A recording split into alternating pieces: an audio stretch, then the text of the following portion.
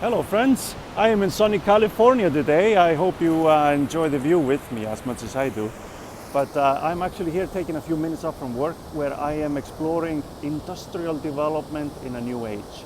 And what we are pondering on is changing regulatory environments and the impact regulations can have on industrial competitiveness, domestically, regionally, and internationally.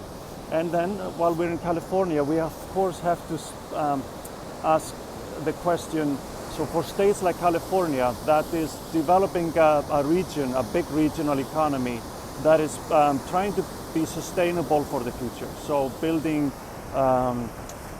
resource management, utility management infrastructures, governance systems that are more in line with a true cost kind of accounting that allows them to build the infrastructures needed to drive the future and make economy, shall we say, compliant, but most importantly, make economy resilient and competitive. And that goes into that industrial economic landscape and the competitiveness of our industries.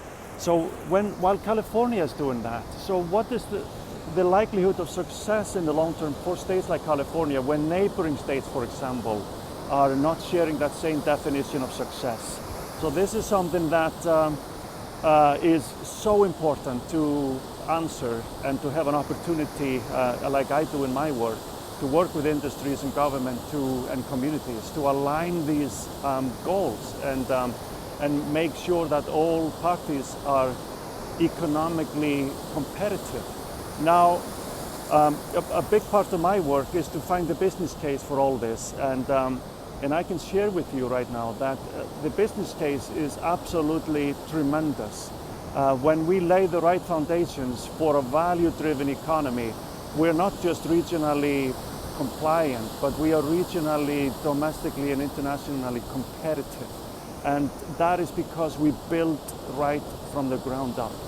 But what we build from the ground up must be matched with equal quality of economic development kind of principles and approaches and the governance system that comes on top of that.